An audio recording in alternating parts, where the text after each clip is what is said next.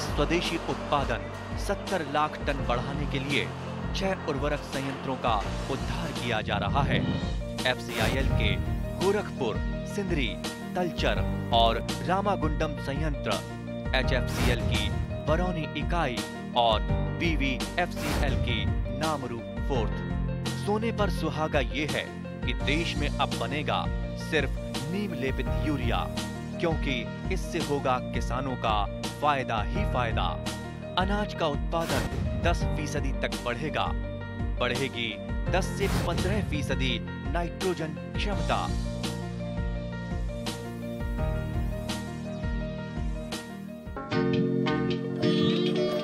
আজিৰ চেউৰি কাইলৈৰ গাৰে। গতিকে গোপালকসকলে গোপোৱালী এটিৰ জন্মৰ পাছৰ পৰাই সঠিকভাৱে যতন ল'ব লাগিব। জন্মৰ 2 ঘণ্টাৰ ভিতৰত পোৱালীক মাকৰ ফেঁহু খুৱাব লাগে। দিনটোৰ বাবে প্ৰয়োজনীয় ফেঁহুখিনি 3-4 ভাগত ভগাই 4-5 ঘণ্টাৰ মূৰে মূৰে খুৱাব পাৰি। পোৱালী ৰখা কোঠা চাফ চিকুণকৈ ৰাখিব লাগে। পোৱালী ৰখা কোঠাটোৰ মজিয়াত শুকান খেৰ বা ঘাঁহ পাৰি দিব লাগে। অসমৰ জলবায়ুত যিহেতু পেলুৰ সংক্ৰমণৰ সম্ভাৱনা যথেষ্ট বেছি, সেয়েহে পোৱালীক সময়মতে পেলুৰ ঔষধ খুৱাব লাগে। পোৱালীটোৰ সঠিক বাঢ়নৰ হিচাপ ৰাখিবলৈ প্ৰতি 15 দিনত ওজন লিপিবদ্ধ কৰিব লাগে। 3 মাহত পোৱালীৰ পাকস্থলীৰ গঠন সম্পূৰ্ণ হয় আৰু তেতিয়াৰ পৰা ই ডাঙৰ গৰুৰ দৰে ঘাঁহ খেৰ দানা আদি হজম কৰিব পৰা হয়। গোপোৱালীবোৰক নিৰ্দিষ্ট সময়ত চবকা, জহৰবাত আদিকে ধৰি প্ৰয়োজনীয় প্ৰতিষেধকবোৰ প্ৰদান কৰিব লাগে। বৰ্ণশংকৰ গোপোৱালীৰ যতন আৰু প্ৰতিপালন সম্পৰ্কত ৰঙিয়া ৰাজ্যিক পশু চিকিৎসালয়ৰ পশু চিকিৎসা বিষয়া ডাঃ ৰিংকু ডেকাই এনেদৰে কয়। বৰ্ণশংকৰ গৰু পোৱালীৰ যতনৰ প্ৰধান কথাটো হ'ল যে বৰ্ণশংকৰ গৰু পোৱালীবিলাকৰ মানে তাহাঁতৰ গাখীৰৰ যিটো ৰিকুৱাৰমেণ্ট, গাখীৰৰ তাক অকণমান বেছিকৈ লাগে। যেনেকৈ আমাৰ ধৰি লওক এনেইতো আমাৰ এটা নিশ্চিন্ত এটা নিৰ্ধাৰণ কৰা থাকে যে গৰু পোৱালি এটাৰ যদি 10 কেজি ওজন হয়, 10 কেজি ওজনৰ পিছত 1 কেজিকৈ 1 লিটাৰলৈকৈ মানে গাখীৰ পাব লাগে। তো কিন্তু বৰ্ণশংকৰ গৰুৰ ক্ষেত্ৰত যিহেতু পোৱালিবিলাকৰ ওজন বেছি, সেইকাৰণে সিহঁতৰ গাখীৰৰ পৰিমাণটো বেছিকৈ লাগে। নহ'লে বা 10 কেজিত 1.5 লিটাৰলৈকে গাখীৰ দিব পাৰি। 10 কেজিত যদি আপুনি 1.5 লিটাৰলৈকে গাখীৰ দিয়ে, তেতিয়াহ'লে আপোনাৰ কোনো ধৰণৰ আচলতে অসুবিধা নহয়। আমাৰ বহুতৰে এটা ভ্ৰান্ত ধাৰণা আছে যে গৰু পোৱালিজনীক যদি আমি গাখীৰ বেছিকৈ খুৱাই দিওঁ, তেতিয়াহ'লে তাৰ ডায়েৰিয়া হ'ব। আচলতে এইটো আমাৰ এটা অবিশ্বাসৰ কথা। তেনেকুৱা ধৰণৰ কোনো ধৰণৰ এটা আমাৰ চাইণ্টিফিক এটা বেচিছ নাই। কোনো এনেকুৱা গৱেষণাত পোৱা নাই যে পোৱালিটোৱে গাখীৰ বেছিকৈ খোৱাৰ ফলতহে তাৰ ডায়েৰিয়া হৈছে। আচলতে হয় কি, আমাৰ লেতেৰা পৰিৱেশৰ কাৰণে ডায়েৰিয়াবিলাক হয়। কিন্তু যদি গাখীৰ পোৱালিটোৱে যদি ভালকৈ খাব পাৰে, তেতিয়াহ'লে আচলতে ডায়েৰিয়া নহয়হে। তাৰ যিহেতু তাৰ খাদ্যখিনি ভালকৈ পায়, তাৰ স্বাস্থ্য যিহেতু ভালে থাকে, তো সেইকাৰণে আচলতে সিহঁতৰ স্বাস্থ্যটোহে ভাল হয়। কিন্তু ডায়েৰিয়া আচলতে এইটোৰ কাৰণে নহয়। ডায়েৰিয়া আপোনাৰ নহ'বৰ কাৰণে পোৱালিটোৱে লেতেৰা পৰিৱেশত থাকিব নালাগে, বা তাৰ যদি ছাইডৰ যিকোনো জেগাত বা খুটা এইবিলাকত যদি চেলেকি দিয়ে, বা ওচৰৰ পোৱালিক যদি চেলেকি দিয়ে, তো এইবিলাকৰ পৰা আপোনাৰ লেতেৰা মুখত আহিব পাৰে। বা গোহালিটো যদি লেতেৰা হয়, তেতিয়াহ'লেও আপোনাৰ তেনেকৈ লেতেৰা আহিব পাৰে। তো সেই লেতেৰাবিলাক খোৱাৰ পিছত বা লেতেৰাৰ সংস্পৰ্শত অহাৰ ফলতহে আচলতে ডায়েৰিয়াটো হয়। তো এইকাৰণে আৰু আচলতে আমাৰ 2 মাহ বয়সলৈকে যিমান পাৰি আমি তাক গাখীৰটো খাব দিব লাগে। দেখা যায় যে যেতিয়া আমি 2 মাহলৈকে আমি ভালকৈ গাখীৰটো খাব দিওঁ, সোনকালে সিহঁতে ঘাঁহটো ধৰি লয় আৰু তাৰ গ্ৰ'থটো তাৰ এটা কণ্টিনিউৱাছ এটা গ্ৰ'থ ভালকৈ পাই যায়। যিহেতু আমাৰ পোৱালিবিলাকে আমাৰ নেক্সট জেনেৰেশ্যনৰ আমাৰ গাই হ'ব, তো আমি পোৱালিৰ পৰা যদি তাহাঁতক ভালকৈ ৰাখিব পাৰোঁ, তেতিয়াহ'লেহে সিহঁতে পিছত ভাল গাই হ'ব পাৰে। আৰু এই ক্ষেত্ৰত বৰ্ণশংকৰ গৰুৰ ক্ষেত্ৰত আৰু এটা গুৰুত্বপূৰ্ণ যে বৰ্ণশংকৰ গৰুৰ যদি পোৱালি সৰুতে যদি তাৰ স্বাস্থ্যটো যদি ভালকৈ নাবাঢ়ে, পিছলৈ তাৰ পৰা আমি পোৱালি পোৱাৰ আশাটো বহুত ক্ষীণ হৈ যায়। এইকাৰণে আমি গাখীৰটো খোৱাৰ পৰা আৰম্ভ কৰি খোৱাটো তাক প্ৰথমৰ পৰা আমি তাক ভালকৈ নিব লাগে। এতিয়ালৈ আমাৰ লোকেল গৰুবিলাকৰ কি হয় যে যদি সৰুতে নাপায়ো, পিছলেও মানে সিহঁতৰ এটা এডজাষ্টমেণ্ট হৈ যায়, বা সিহঁতে আপোনাৰ এটা ফলটো আপুনি কমকৈ পালেও সেইটো ফল এটা পাব। কিন্তু বৰ্ণশংকৰ গৰুৰ যদি পোৱালি আপোনাৰ যদি প্ৰথমৰ পৰা যদি তাক ভালকৈ ৰাখিব পৰা যোৱা নাই, তেতিয়াহ'লে তাৰ পৰা আপোনাৰ পোৱালি পোৱাৰ আশা বহুত ক্ষীণ বা বহুত দিগদাৰ হ'ব আপোনাৰ। আৰু পিছলৈ আপুনি দুমাহ নহয় এমাহমানৰ পৰা আচলতে ঘাঁহ অলপ অলপকৈ খোৱা আৰম্ভ কৰে। অলপ অলপ ঘাঁহ দানা ভাল দানা অলপ দিব লাগে। তেনেকৈ অলপ লাহে লাহেকৈ দানা আৰু ঘাঁহৰ ইন্ট্ৰডিউচনটো কৰি দিব লাগে। এমাহৰ পিছতে তাৰ যিহেতু তাৰ ৰুমেনটো ডেভেলপ হৈ যায়, তো ঘাঁহ দানা এইবিলাক হজম কৰিব পাৰে। আৰু তেনেকৈ আপোনাৰ যেতিয়াই সোনকালে ঘাঁহ দানা ভালকৈ খাব আৰম্ভ কৰিব, সিহঁতৰ বৃদ্ধিটো ভাল হৈ যাব। তো 2 মাহলৈকে আমি গাখীৰৰ ওপৰত বহুত ধ্যান দিব লাগে। গাখীৰটো প্ৰায় 10 কেজিত 1.5 লিটাৰমানকৈ গাখীৰ খুৱাব লাগে। আৰু নহ'লে বা আৰু আপোনালোকে এটা কাম কৰিব পাৰে যে বাট এটা বাট আপোনাৰ পোৱালিটোৰ কাৰণে এৰি দিব পাৰে। পোৱালিটোৰ কাৰণে যদি এটা বাট এৰি দিয়ে, সেইটো বাটৰে পোৱালিজনীয়ে গাখীৰটো পাই যাব। গোপালকসকলে গোপোৱালিৰ যতন আৰু প্ৰতিপালন সম্পৰ্কীয় এই দিশবোৰৰ প্ৰতি উপযুক্ত গুৰুত্ব প্ৰদান কৰিব লাগে। কৃষি দৰ্শনত এইবাৰ লগ পাওঁ আহক কমলপুৰ সুন্দৰীশালৰ এহাল পশুপালক দম্পতী মৃদুল কলিতা আৰু ভনিতা কলিতাক। এওঁলোকে ছাগলী আৰু গোপালনৰ লগতে কৃষি কৰ্মত জড়িত হৈ সুন্দৰভাৱে পৰিয়ালটোক পোহপাল দিছে।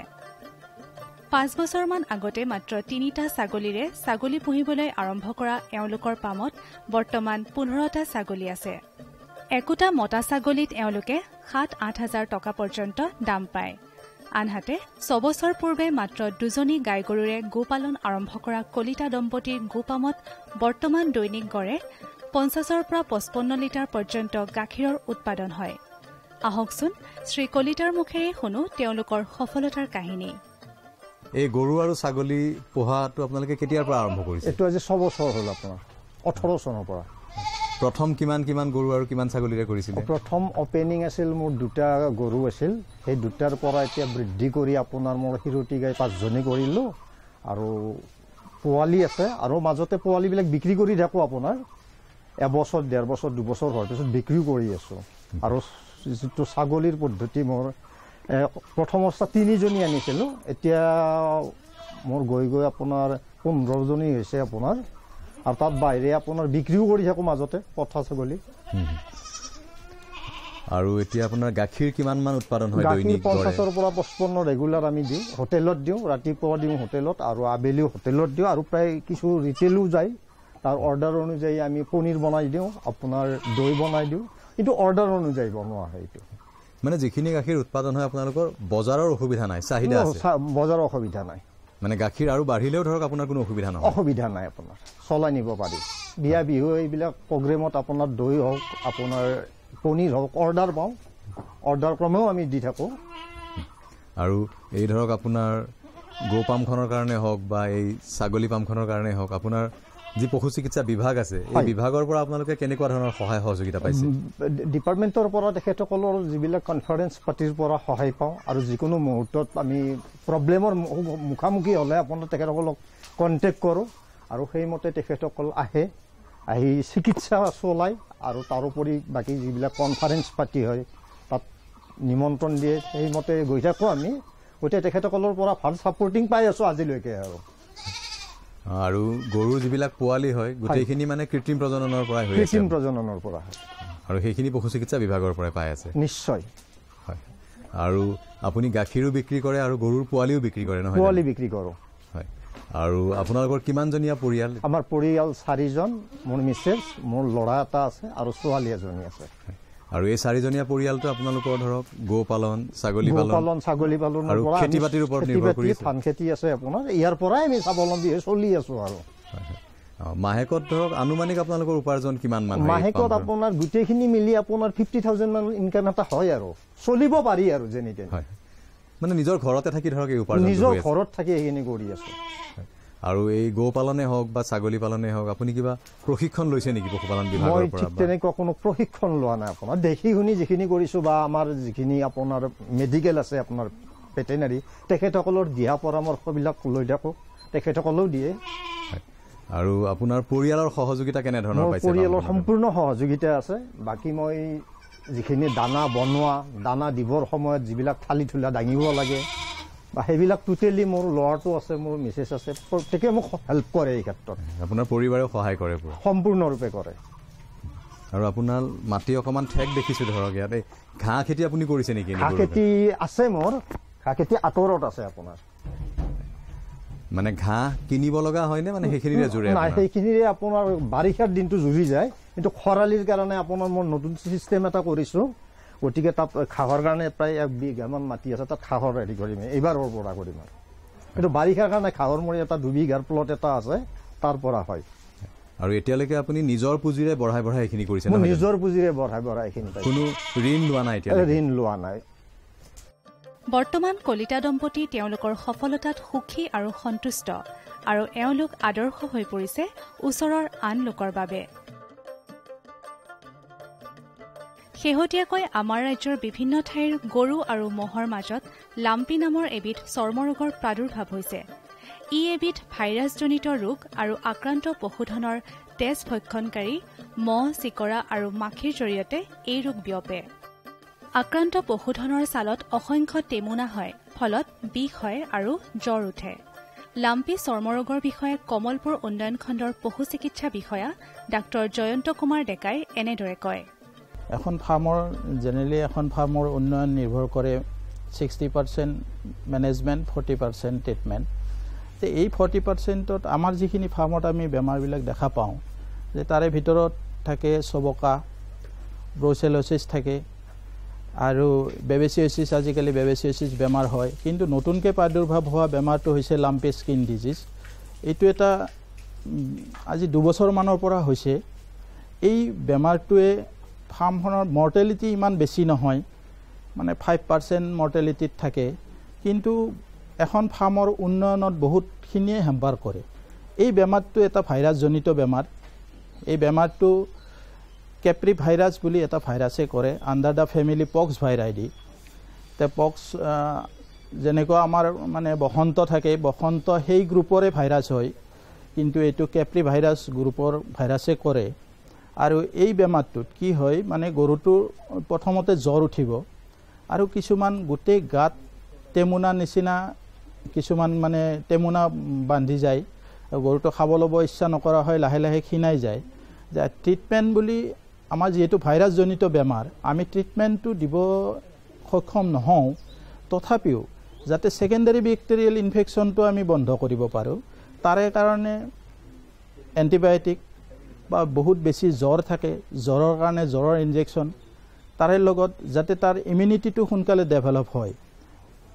তাৰ কাৰণে ভিটামিন A-D3E এনেকুৱা সাসপেনশন আছে সেইটো আমি মানে ব্যৱহাৰ কৰোঁ তে এই বেমাৰটোত মানে যোৱা বছৰ এখেতৰো এজনী গৰু ঢুকাইছে এই বেমাৰটোতে তো আমি যিখিনি দেখা পাইছোঁ যে প্ৰায় 95% গৰু ভালে হৈ গৈছে যিখিনি ট্ৰিটমেণ্ট দিছোঁ সেলফ ইমিউন কিছুমান গৰুটো আমাৰ যিখিনি লোকেল গৰু হয় সেইখিনি সেলফ ইমিউনে হৈ যায় আৰু বাকীবিলাক ফাৰ্মৰ গৰুখিনি যেহেতু অকণমান বন্ধত থাকে সেই গৰুবিলাকক আমি ইমিউনিটি বুষ্টাৰ হিচাপত মেডিচিন দিব লগা হয় এণ্টিবায়'টিক বা এনাৰ্জেটিক ট্ৰিটমেণ্টখিনি কৰাৰ পিছত ভাল হৈছে গতিকে এই বেমাৰটো এতিয়া মানে শুনিছোঁ যে লাম্পি বেমাৰৰ মানে ভেকচিনটো ওলাইছে কিন্তু এইটো কমাৰ্চিয়েল প্ৰডাকশ্যন হয়তো হোৱা নাই আৰু 1 বছৰমানৰ ভিতৰত কমাৰ্চিয়েল প্ৰডাকশ্যন হৈ যাব হৈ গ'লে নিশ্চয় এই বেমাৰটো আমি বন্ধ কৰিব পাৰিম যেনেকৈ আমি চবকা বেমাৰটো বন্ধ কৰিবলৈ সক্ষম হৈছোঁ যোৱা বছৰ আমাৰ কমলপুৰ এৰিয়াত চবকা বেমাৰ হোৱা নাই আৰু লাম্পিৰো যদি যেতিয়া লাম্পি ভাইৰাছৰ মানে ভেকচিনটো আহিব নিশ্চয় আমি সেইটো বন্ধ কৰিব পাৰিম 2022-23 বৰ্ষত ৰাষ্ট্ৰীয় গোকুল মিছন ৰূপায়ণৰ ক্ষেত্ৰত অসমে 92.3% সফলতাৰে দেশৰ শীৰ্ষ 10খন ৰাজ্যৰ ভিতৰত স্থান লাভ কৰিছিল এই সফলতাৰ বাবে অসমৰ 9গৰাকী প্ৰগতিশীল পশুপালক আৰু 21গৰাকী সফল কৃত্ৰিম প্ৰজনন কৰ্মীসহ মুঠ 30গৰাকী ৰাষ্ট্ৰীয় গোকুল মিছনৰ হিতাধিকাৰীয়ে যোৱা 26 জানুৱাৰীত নতুন দিল্লীত অনুষ্ঠিত গণতন্ত্ৰ দিৱসৰ অনুষ্ঠানত বিশেষভাৱে আমন্ত্ৰিত দৰ্শক হিচাপে উপস্থিত থকাৰ সুযোগ লাভ কৰে অসমৰ পৰা নিৰ্বাচিত 9গৰাকী সফল পশুপালকৰ ভিতৰত সুনীল শৰ্মাও আছিল অন্যতম এগৰাকী পশুপালক 1981 চনত মাত্ৰ এটা বৰ্ণসংকৰ গাই গৰুৰে গোপাম আৰম্ভ কৰা শ্ৰী শৰ্মাৰ গোপামত বৰ্তমান 14টা উন্নত গাই গৰু আছে আৰু দৈনিক গড়ে 100 লিটাৰ গাখীৰ উৎপাদন হয় আহকচোন শ্ৰী শৰ্মাৰ মুখেৰে শুনোৱা হওক তেওঁৰ সফলতাৰ কাহিনী আৰু আমি এই যে গোপামখন দেখিছোঁ আপোনালোকে কেতিয়া আৰম্ভ কৰিছিলে এই গোপাম? মই 1981 চনৰ ডিচেম্বৰ মাহৰ পৰা। বহু বছৰেই হৈ গ'ল নহয়? বহু বছৰ। প্ৰথম কেইজনী গাড়ীৰে কৰিছিলে? এজনীৰ পৰা। উন্নত গাই আছিল নে? হেৰি আছিল 50% আছিল, সেইটো বৰ্ণশংকৰ আছিল। তাৰ পৰা আহি আজি আপোনাৰ কিমান গৰু আছে আপোনাৰ পামত? আমাৰ এতিয়া 14জনী আছে। আৰু পামৰ দৈনিক গাখীৰৰ উৎপাদন কিমান হয় গড়ে আপোনাৰ? এই 2 দিন অলপ কমিছে। মাৰ্চৰ পৰা আৰু সি 150 মান পাব যায়, এতিয়া 100 হয়। মানে 100 লিটাৰমান গড়ে থাকে। আৰু এই গাখীৰখিনি আপোনালোকে ক'ত বিক্ৰী কৰে? আমি কেন্দুকোনাত দিওঁ, আৰু বাকী দৈ পনীৰ এইবিলাক হয় আমাৰ ঘৰত। গাখীৰৰ কি দাম পায় আপোনালোকে ইয়াতে? গাখীৰৰ দামটো দুটা আছে, এটা 60 আৰু এটা 50। দোকানত দিয়াটো চাগে 50। হোলচেলটো 50 আৰু ৰিটেইলটো 60 টকা। আৰু গাখীৰখিনি বিক্ৰীত আপোনালোকৰ একো অসুবিধা হোৱা নাই এতিয়ালৈকে। পশুপালকসকলক অৰ্থনৈতিকভাৱে আটাইতকৈ বেছি লোকচান কৰা ৰোগবিধেই হ'ল চবকা ৰোগ। চবকা ৰোগৰ ফলত আমাৰ দেশৰ বছৰি 20,000 কোটিতকৈও অধিক টকাৰ লোকচান হয়। চবকা ৰোগৰ ফলত ক্ষীৰতী গাইৰ গাখীৰৰ উৎপাদন যথেষ্ট কমি যায়। গাভিনী গাইৰ গৰ্ভপাত হ'ব পাৰে আৰু পোৱালি মৃত্যুমুখত পৰিব পাৰে। চবকা ৰোগৰ লক্ষণসমূহ হ'ল হঠাৎ তীব্ৰ জ্বৰ উঠা আৰু দানা পানী খাবলৈ এৰি দিয়া, গাখীৰৰ উৎপাদন কমি যোৱা, জিভা, খুৰা আৰু মুখত পানীজোলা বন্ধা আৰু পানীজোলাবোৰ ফাটি যোৱাৰ ফলত তাত ঘাঁ লগা, খোজকঢ়াত অসুবিধা পোৱা আৰু লাহে লাহে দুৰ্বল হৈ পৰা। অৱশ্যে বছৰি 2বাৰকৈ প্ৰতিষেধক প্ৰদান কৰি পশুধনক চবকা ৰোগৰ পৰা মুক্ত কৰি ৰাখিব পাৰি। এই বিষয়ে কমলপুৰ উন্নয়ন খণ্ডৰ পশু চিকিৎসালয়ৰ পশু চিকিৎসা বিষয়া ডাঃ জয়ন্ত কুমাৰ ডেকাই এনেদৰে কয়। চবকা ৰোগটো অৰ্থনৈতিকভাৱে বহুত দৰকাৰী এটা ৰোগ, কাৰণ আমাৰ সৰ্বভাৰতীয় হিচাপত প্ৰায় বছৰি 20,000 কোটি টকা অকল চবকা ৰোগৰ কাৰণেই মানে আমাৰ ভাৰত চৰকাৰৰ লছ হয়। ভাৰত চৰকাৰৰ মানে আমাৰ ভাৰতীয় ফাৰ্মাৰৰ। গতিকে এই চবকা ৰোগটো হোৱাৰ ফলত যে আমি যে অৰ্থনৈতিকভাৱে বহুতখিনি পিছুৱাই গৈছোঁ, তাৰে কাৰণে আজিকালি আমাৰ চেণ্ট্ৰেল গভমেণ্টে এটা স্কিম লৈছে যে এই ৰোগটো নিৰ্মূল কৰিব লাগে। 1 নম্বৰ কথা, চবকা ৰোগ কিয় হয়? যে এই ৰোগটো হ'ল এটা ভাইৰাছজনিত ৰোগ। ভাইৰাছটোৰ নাম হ'ল পিকৰ্ণা ভাইৰাছ। এই ভাইৰাছটোই জেনেৰেলি এফেক্ট কৰে খুৰা ফটা যিবিলাক এনিমেল আছে, এই এনিমেলখিনি, যেনেকৈ ধৰক গৰু, ছাগলী, গাহৰি বা হৰিণা, ৱাইল্ড লাইফত হৰিণা, গড় এইবিলাককে এফেক্ট কৰে। যে এই ৰোগটোক অসমীয়াত খুৰা ফটা ৰোগ বুলি কয়, যিহেতু নামটোৱে খুৰা ফটা। গতিকে তাৰ এই ৰোগটো হোৱাৰ ফলত খুৰাটো ফাটি যাব। ফাটি যোৱাৰ লগে লগে তাতে ব্লিষ্টাৰ ফৰ্মেশ্যন হ'ব, মানে তাত উখহি যায়, ৰঙা পৰিব, আৰু সেইটো লাহে লাহে ফাটি যাব। ফাটি যোৱাৰ পিছত তাতে আমাৰ মাখিবিলাক আছে, তেওঁ মাখিবিলাকে গৈ তাতে কণী দিব, কণী দি পেলাই তাতে মেগত হ'ব। মেগত হোৱাৰ ফলত গৰুটো খুৰা হ'ব। খুৰা হৈ কেইদিনমান নাখায়, নোখোৱাৰ ফলত গৰুটো মানে দুৰ্বল হৈ যাব, বা সি তাৰ যিটো আগৰ চেহেৰা আছিলে সেই চেহেৰাটো বেয়া হৈ যায়। যদি গাভিনী গৰুত হয় তেতিয়াহ'লে গৰ্ভপাতটো হ'ব পাৰে। ক্ষীৰতী গাইত যদি হয় সিহঁতৰ গাখীৰ কমি যায়। যদি সৰু পোৱালিত হয় পোৱালি মৰিও যাব পাৰে। গতিকে এই বেমাৰটো মানে তাৰ যিহেতু আমাৰ মৰ্টেলিটি আৰু মৰ্বিডিটি বুলি দুটা ৰেট থাকে, মানে মৰ্টেলিটিটো কম, যে এই বেমাৰটো হ'লে ইমান গৰুটো ইমান মানে মৰাৰ হাৰটো কম, কিন্তু তাৰ যিটো এফেক্ট এখন গাঁৱত যদি 1 ঘৰ মানুহৰ তাত লাগিল গোটেই গাঁওখনতে হৈ যায়। যিহেতু এই ট্ৰান্সমিশ্যনটো আমাৰ মানে ইনচেক্টবিলাকৰ পৰা হয়। ধৰক এই মাখিটোৱে এটা হোৱা গৰুৰ ভৰিত পৰিলে আৰু সি যায় আকৌ এটা গৰুত পৰিলে, পৰাতে তাতে সেইটো গৰুত হ'ব। আৰু যিহেতু ৰোগটোৱে হ'ল ফুট এণ্ড মাউথ ডিজিজ, মানে চবকা ৰোগটো ফুট এণ্ড মাউথ ডিজিজ। মুখতো হয়, মুখৰ ভিতৰত ঘাঁ লাগি যায়, গৰুটো একো খাব নোৱাৰা হয়, আৰু তাৰ পৰা মুখৰ পৰা ফেন পৰি থাকে। এই গৰু আমাৰ গাঁৱত যিহেতু গৰুবিলাক পথাৰত এৰাল দিয়া হয়, আমাৰ মানে ফাৰ্মখিনিত বাহিৰে বাকী চবৰেতো 2-এটা গৰু থাকে, পথাৰত এৰাল দিয়ে। এই যাওঁতে সেই মুখৰ পৰা বিজলবিলাক ৰাস্তাত পৰি যাব। সেই বিজলবিলাকত আকৌ বেলেগ এটা গৰু যাই খোজ দিব, তাৰ পৰাও এইটো এনেকুৱা ট্ৰান্সমিশ্যন হয়।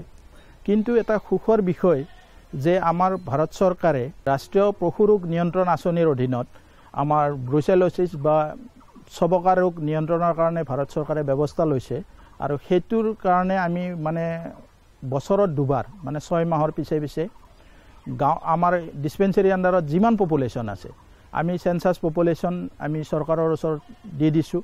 সেই হিচাপত আমাৰ সিমান ড'জ ভেকচিন আহিছে আৰু আমি গাঁৱে গাঁৱে 100% কভাৰ কৰিছোঁ। কিন্তু এটা ভাল খবৰ যে যোৱা বছৰ মই 2খন ডিছপেঞ্চেৰীয়ে চাইছিলোঁ, কৰৰা আৰু কমলপুৰ, যে 2খন ডিছপেঞ্চেৰীতে যোৱা বছৰ এটাও মানে এই চবকা ৰোগৰ ইনচিডেঞ্চ নাই। সেয়েহে আপোনালোকে গোহালিৰ পৰিষ্কাৰ পৰিচ্ছন্নতাক গুৰুত্ব দিয়ক। ৰাজ্যিক কৃষি বিভাগে কেন্দ্ৰীয় চৰকাৰৰ ৰাজসাহায্যত কেইবাখনো অভিলাষী আঁচনি ৰূপায়ণ কৰি আহিছে। এনেবোৰ আঁচনিৰে এখন অন্যতম হৈছে প্ৰধানমন্ত্ৰী কৃষক সন্মান নিধি বা চমুকৈ PM কিষাণ। 2019 বৰ্ষৰ 24 ফেব্ৰুৱাৰী তাৰিখে সমগ্ৰ দেশৰ লগতে অসমৰ কৃষকলৈ কেন্দ্ৰীয় চৰকাৰে 100% ৰাজসাহায্যৰে আগবঢ়োৱা এখন অভিলাষী আঁচনি আছিল প্ৰধানমন্ত্ৰীৰ কৃষক সন্মান নিধি চমুকৈ PM কিষাণ। ক্ষুদ্ৰ আৰু উপান্ত খেতিয়কসকলৰ বেংক একাউণ্টত পোনপটীয়া হস্তান্তৰ বা DBT যোগে বছৰি প্ৰদান কৰা 6,000 টকাই খেতিয়কসকলক কৃষি কামত সহায়ক হোৱাকৈ যথেষ্ট সহায়ক হয়। কামৰূপ জিলাৰ চাংচাৰী কৃষি চক্ৰত এই আঁচনিৰ উপৰিও আন কিছু আঁচনিৰ সুবিধাৰ জৰিয়তে উপকৃত হোৱা কিছুসংখ্যক খেতিয়কে প্ৰধানমন্ত্ৰী মোদী ডাঙৰীয়াৰ প্ৰতি কৃতজ্ঞতা প্ৰকাশ কৰি চাংচাৰী কৃষি চক্ৰৰ অন্তৰ্গত ধীৰেন কলিতাই PM কিষাণ আঁচনিৰ যোগেদি 4 মাহৰ মূৰে মূৰে পোৱা 2,000 টকাৰ জৰিয়তে বহু উপকৃত হৈছে। মই PM কিষাণ পাইছোঁ, কিন্তু ৰাইজৰ সহযোগত নোপোৱা মানুহৰো মই কিছু মানুহক জনাইছোঁ। প্ৰধানমন্ত্ৰীৰ জৰিয়তে মই এই পইচা PM কিষাণৰ পইচাখিনি খেতিৰ জৰিয়তে মই কিছুমান কাম কৰিছোঁ। কিনো ৰবি শস্য হওক বা আলু খেতি হওক, যিকোনো কাম মই কৰিছোঁ। প্ৰধানমন্ত্ৰী মোদী ডাঙৰীয়া আৰু মুখ্যমন্ত্ৰী ডাঙৰীয়াকো মই ধন্যবাদ জনাইছোঁ। কামৰূপ জিলাৰ কমলপুৰ ৰাজহ চক্ৰৰ খৰিকত গাঁৱৰ এগৰাকী কৃষক হৈছে খাইৰুল হক দিৱান। PM কিষাণ আঁচনিৰ জৰিয়তে বছৰি 6,000 টকা পোৱাৰ উপৰিও গাঁৱৰ বহুসংখ্যক খেতিয়কে এই সুবিধা পাই যথেষ্ট উপকৃত হৈছে। এই আঁচনিৰ উপৰিও তেখেতে খেতিডৰা 100 টকা জমা দি বীমা কৰি থৈছে। বানপানীয়ে নষ্ট কৰাৰ বিনিময়ত তেওঁৰ একাউণ্টত 41,000 টকাত জমা হৈছে। PMFBY অৰ্থাৎ প্ৰধানমন্ত্ৰী ফচল বীমা যোজনাৰ অধীনত পোৱা এই ধনৰাশিৰ কাৰণে তেওঁ প্ৰধানমন্ত্ৰীৰ ওচৰত কৃতজ্ঞতা প্ৰকাশ কৰিছে। মই বৰ্তমান PM কিষাণ লগতে মই ফচল বীমাৰ পইচাও পাইছোঁ। তাৰ পৰাই মই বিভিন্ন ধৰণৰ উপকৃত হৈছোঁ। PM কিষাণ 4 মাহৰ মূৰে মূৰে মই 2,000 টকা পাওঁ, আৰু ফচল বীমাৰ মই অলপতে 41,000 টকা মই পাইছোঁ। গতিকে তাৰ বাবে মই প্ৰধানমন্ত্ৰী তথা অসমৰ মুখ্যমন্ত্ৰী মহোদয়লৈ মই অশেষ ধন্যবাদ তথা কৃতজ্ঞতা জ্ঞাপন কৰিছোঁ। किसान भाइयों गांठ बांध लो, गांठ बांध लो, बहुत है काम की, समृद्धि के पैगाम की। मिट्टी के मिजाज को समझो, मिट्टी के हर राज को समझो, मिट्टी की तुम जांच कराओ, मुफ्त सॉइल हेल्थ कार्ड ले जाओ।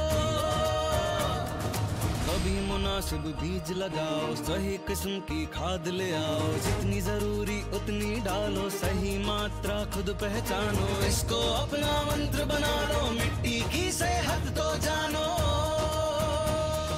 बात बहुत है काम की, कम लागत अधिक वरदान की। किसान भाइयों गांठ बांध लो, आज ही मिट्टी की जांच कराएं। राज्य सरकार के कृषि अधिकारी से संपर्क करें और मुफ्त में सॉइल हेल्थ कार्ड पाएं। कृषि और किसान कल्याण मंत्रालय द्वारा किसान हित में